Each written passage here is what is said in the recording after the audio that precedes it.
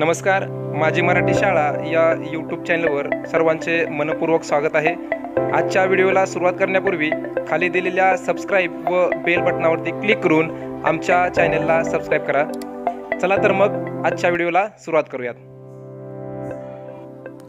आज आपण सावित्रीबाई फुले पुणे विद्यापीठ आयोजित सेट परीक्षा फॉर्म कसा भरायचा या संदर्भात या व्हिडिओमध्ये सविस्तर माहिती घेणार आहोत। फॉर्म भरण्यापूर्वी आपण हे वेळापत्रक जर पाहिलं तर आपल्या लक्षात येईल की फॉर्म भरण्याची मुदत हे 31 जानेवारी रोजी संपणार आहे। त्यामुळं ज्यांनी अद्याप फॉर्म भरलेला नाही त्यांनी हा व्हिडिओ पाहिल्यानंतर फॉर्म भरायला सुरुवात करायला हवी। चला तर मग फॉर्म कसा भरायचा याबाबत सविस्तर माहिती घेऊयात। सर्वप्रथम गुगलवरती आपण पुणे विद्यापीठाची वेबसाईट युनिपुणे असं वर्ड टाकून आपण सर्च करू शकतो। दिलेल्या लिंकवर क्लिक करा। याची लिंक देखील आपल्या डिस्क्रिप्शन बॉक्समध्ये आहे। या ठिकाणी सेट एक्झामिनेशन टॅबवर क्लिक केल्यानंतर आपल्याला हे सेटची जे होम पेज आहे ते आपल्याला ओपन झालेलं दिसेल। या ठिकाणी तुम्हाला सेटची इंग्रजीमध्ये आणि मराठीमध्ये जाहिरात तसेच इतर काही त्याच्या अनाउन्समेंट असतील आणि यापुढील सर्व माहिती तुम्हाला या होम पेजवरतीच मिळणार आहे। त्यामुळे तुम्ही हे होम पेज सेव्ह करून ठेवा। यानंतर तुम्ही लॉग इनवरती क्लिक केल्यावर अशा प्रकारे तुमच्यासमोर एक विंडो ओपन होईल। या ठिकाणी आपल्याला यूजर नेम पासवर्ड टाकून आपल्याला लॉग इन करायचं आहे। तत्पूर्वी आपल्याला रजिस्ट्रेशन करणं खूप गरजेचं आहे। या ठिकाणी I confirm that the set exam will be held on 7 April 2024 असा एक मेसेज येतो। ओके केल्यानंतर तुम्हाला पुढे काही सूचना दिलेल्या दिसतात। एकूण 10 सूचना आहेत। या सूचनांचं तुम्ही काळजीपूर्वक वाचन करा आणि त्याखाली दिलेल्या कंटिन्यू टू यूजर रजिस्ट्रेशन या बटनावरती क्लिक करायचं आहे। त्यानंतर तुमच्यासाठी पुढील एक नवीन विंडो ओपन होईल ज्यामध्ये तुम्हाला तुमचा ईमेल ॲड्रेस नोंदवायचा आहे आणि फक्त ईमेलची सुरुवातीचे आपण @च्या पूर्वीच्या अक्षरात नोंदवायचे आहेत। @च्या पुढचे अक्षर आपल्याला या ठिकाणी पाहायला मिळतील। तुमचं जे अकाउंट असेल ते अकाउंट या ठिकाणी निवडा। त्यानंतर तुम्हाला नवीन एक पासवर्ड क्रिएट करायचा आहे। सदर पासवर्ड तुम्ही तुमच्या वहीमध्ये जतन करून ठेवा। हाच पासवर्ड खाली देखील नोंदवायचा आहे। या ठिकाणी तुमचा पासवर्ड वरील पासवर्ड आणि खाली दिलेला पासवर्ड हा अगदी सेम पाहिजे। यापैकी तुम्ही सिक्युरिटी क्वेश्चन म्हणून कोणताही एखादा प्रश्न निवडा आणि त्या ठिकाणी ते आन्सर एक नोंदवा। भविष्यात तुम्हाला पासवर्ड विसरला तर तो पासवर्ड रिसेट करण्यासाठी याची आवश्यकता भासेल। त्यानंतर सबमिट बटनावर क्लिक करा। सबमिट बटनावर क्लिक केल्यानंतर तुमचं रजिस्ट्रेशन सक्सेसफुल असा मेसेज येईल आणि तुम्हाला खाली तुमचा रजिस्ट्रेशन ID म्हणजेच तुमचा ईमेल ID तो तुमचा रजिस्ट्रेशन ID असेल। नंतर लॉग इन फ्रॉम हिअर या ठिकाणी तुम्ही क्लिक केल्यानंतर तुम्हाला ज्या ठिकाणी तुम्हाला लॉग इन करायचं आहे या ठिकाणी तुम्ही तुमचं ईमेल ॲड्रेस नोंदवायचा आहे, पासवर्ड नोंदवायचा आहे जो आपण आता रजिस्ट्रेशन करताना वापरला त्या ठिकाणी नोंदवायचा आहे। लॉग इन केल्यानंतर तुमच्यासमोर ही विंडो ओपन होईल ज्यामध्ये आपल्याला एकूण 3 स्टेप पूर्ण करायच्या आहेत। पहिली स्टेप आहे फिल मेन ॲप्लिकेशन फॉर्म। त्यावरती क्लिक केल्यानंतर तुमच्यासमोर हा ॲप्लिकेशन फॉर्म ओपन होईल। सुरुवातीला आपल्याला परीक्षा केंद्र म्हणजे एक्झाम सेंटर आपल्याला निवडायचं आहे।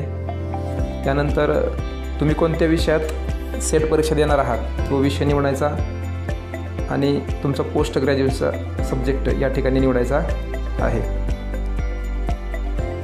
पर्सनल डिटेल्समध्ये सुरुवातीला नेम ऑफ कॅन्डिडेट म्हणजे तुमचं नाव, यामध्ये आडनाव, तुमचं नाव आणि वडिलांचं नाव असा क्रम आहे। या ठिकाणी तुमचं नाव नोंदत असताना काळजीपूर्वक नोंदवायचं, नाव चुकता कामा नये। या ठिकाणी तुमच्या वडिलांचं नाव नोंदवायचं आहे।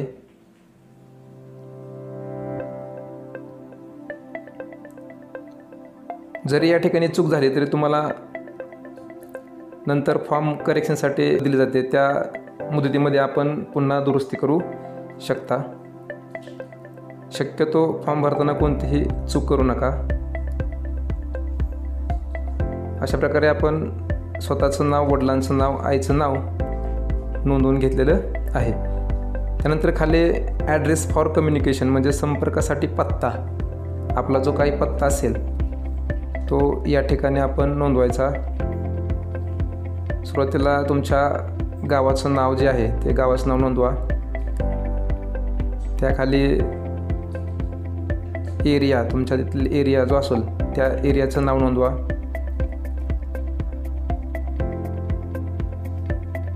त्यानंतर खाली सिटी दिलं आहे. सिटीच्या ठिकाणी तुम्ही तुमच्या जवळचं एखादं मोठं शहर किंवा तालुक्याचं जरी नाव लिहिलं तरी चालेल. त्यानंतर पिनकोड नोंदवायचा आहे. त्यापुढचं ऑप्शन आहे डेट ऑफ बर्थ. या ठिकाणी तुमची जन्मतारीख अचूकपणे आपल्याला नोंदवायची आहे. व्हिडिओत दाखवल्याप्रमाणे आपण जन्मतारीख निवडू शकता. या ठिकाणी मी जन्मतारीख नोंदवली आहे. पुढे तुमचा ओळखपत्र एक घ्यायचं आहे. आधार कार्ड, वोटर ID, पासपोर्ट यापैकी कोणतंही एक चालेल. शक्यतो आधार कार्ड सर्वांजवळ उपलब्ध आहे. तुम्ही तो आधार कार्ड जरी ते नोंदवलं तरी उत्तम. या ठिकाणी आधार कार्डवरील नंबर काळजीपूर्वक नोंदवायचा आहे. तुम्हाला परीक्षेवेळी एक ओळखपत्राचा नमुना म्हणून आपण त्या ठिकाणी आधार कार्ड सादर करावं लागत असतं. त्यानंतर तुमचा मोबाईल नंबर हा देखील महत्त्वाचा आहे, कारण या नंबरवरतीच तुम्हाला विद्यापीठामार्फत विविध मेसेजद्वारे सूचना दिल्या जातात. स्टेट आहे. त्यानंतर कॅटेगरी तुमची जी असेल ते स्क्रोल डाऊनमधून निवडायची आहे.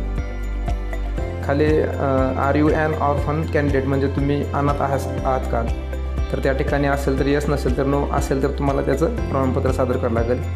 या ठिकाणी दिव्यांग जर व्यक्ती असेल तर निवडायचं आहे. यस जर केलं तर तुम्हाला त्या ठिकाणी एक्झाम सेंटरवरती दिलेले जे ते फॉर्म आहेत तुम्हाला आता स्क्रीनवर दिसतील. हा फॉर्म जो दिसतोय तो फॉर्म सबमिट करून त्या सेंटरवरती तुम्हाला तो सादर करायचा आहे. त्यानंतर त्याखाली तुम्हाला जर स्क्राईब हवे असेल तर तो फॉर्मसुद्धा आपण भरून परीक्षा केंद्रावर आपल्याला तो परीक्षेवेळी सादर करावा लागेल. फक्त दिव्यांग नसेल तर नो म्हणा. त्यानंतर खाली नॉट अवेलेबल येणार. प्रेझेंट स्टेटस टीचर असेल तर टीचर, नसेल तर नॉन टीचर. या ठिकाणी तुमचे शैक्षणिक पात्रता आपण इथं माहिती भरायची आहे. तुमचे जे MA जे पोस्ट ग्रॅज्युएशन जिथून झालं आहे त्या कॉलेजचं नाव किंवा विद्यापीठ असेल तर विद्यापीठ या ठिकाणी नोंदवायचं आहे.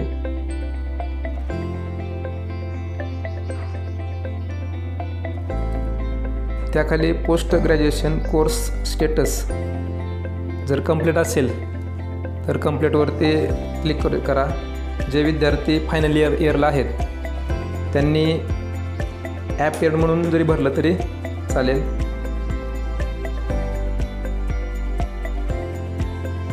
या ठिकाणी पासिंग इयर टाकायचं आहे. त्यानंतर मार्क तुम्हाला मिळालेले मार्कवरती येतील आणि आउट ऑफ म्हणजे किती पैकी मिळाले ते खाली नोंदवायचे. नंतर कॅल्क्युलेट पर्सेंटेजवर क्लिक केल्यानंतर तुमचे पर्सेंटेज खाली येईल. त्यानंतर तुमचा जो ग्रेड आहे तो त्या ठिकाणी निवडायचा आहे. या ठिकाणी महत्त्वाची सूचना, जर तुम्ही या विषयात अगोदर सेट झाला असाल तर तुम्हाला फॉर्म भरता येणार नाही. या ठिकाणी तुम्ही नो निवडायचं आहे आणि सबमिट या बटनावरती क्लिक करायचं आहे. तुम्हाला या ठिकाणी एक नोटिफिकेशन येईल. या ठिकाणी माहिती चेक करून ओके या बटनावरती क्लिक करायचं आहे.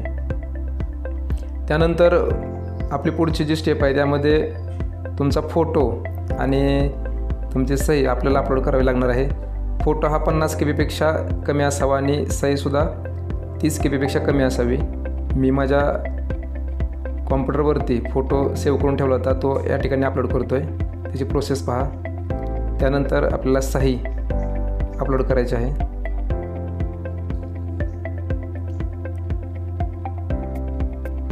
ह्या स्टेप पूर्ण झाल्यानंतर आपल्याला पुढची जी स्टेप आहे प्रोसीड फॉर पेमेंट, ही आपली फॉर्मची शेवटची स्टेप आहे. त्यावरती क्लिक केल्यानंतर आपल्याला नवीन विंडो ओपन होईल.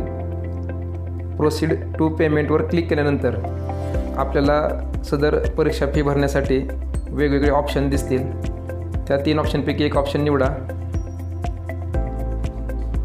आणि प्रोसीड फॉर पेमेंटवर क्लिक करा.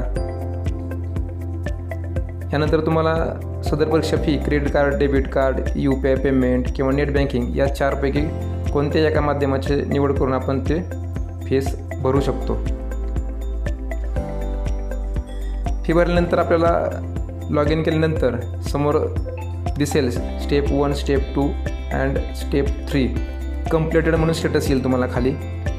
यापैकी आपल्याला भरलेला फॉर्म आपण तो डाउनलोड करून घ्यायचा आहे. त्यासाठी स्टेप 3च्या समोर क्लिक करायचं आहे. या ठिकाणी तुम्हाला डाउनलोड ॲप्लिकेशन फॉर्म ही टॅब दिसेल. त्या टॅबवरती क्लिक केल्यानंतर सदर फॉर्म हा तुमच्या संगणकामध्ये डाउनलोड होईल. तो डाउनलोड झालेला फॉर्म या ठिकाणी पाहायला मिळेल तुम्हाला. सदर फॉर्मची प्रिंट आपण काढून आपल्या जवळ जतन ठेवायचे आहे. फॉर्म ओपन केल्यानंतर याप्रमाणे आपल्याला आपला भरलेला फॉर्म पाहायला मिळेल. मित्रहो, ही जी परीक्षा आहे ते ऑफलाईन पद्धतीने होणार आहे. यानंतर ज्या पुढील परीक्षा होतील त्या ऑनलाईन पद्धतीने म्हणजेच कॉम्प्युटर बेस्ड परीक्षा असतील. त्यामुळे ही तुम्हाला एक चांगली संधी आहे ऑफलाईन परीक्षा द्यायची. या परीक्षेच्या संदर्भात मी पेपर 1साठी काही नोट्स स्वतः तयार केल्या होत्या. त्या नोट्स मी गुगल ड्राईव्हला अपलोड केले आहेत. त्याची जी लिंक आहे ती या व्हिडिओच्या डिस्क्रिप्शन बॉक्समध्ये दिलेली आहे. सदर लिंकवर क्लिक करून तुम्ही त्या नोट्स PDF स्वरूपामध्ये डाउनलोड करून घेऊ शकता. सेट परीक्षा 2024 बाबत येणाऱ्या पुढील सर्व अपडेट मिळवण्यासाठी आजच आमच्या चॅनलला सबस्क्राईब करा आणि लाईक करायला विसरू नका. Thank you for watching my video.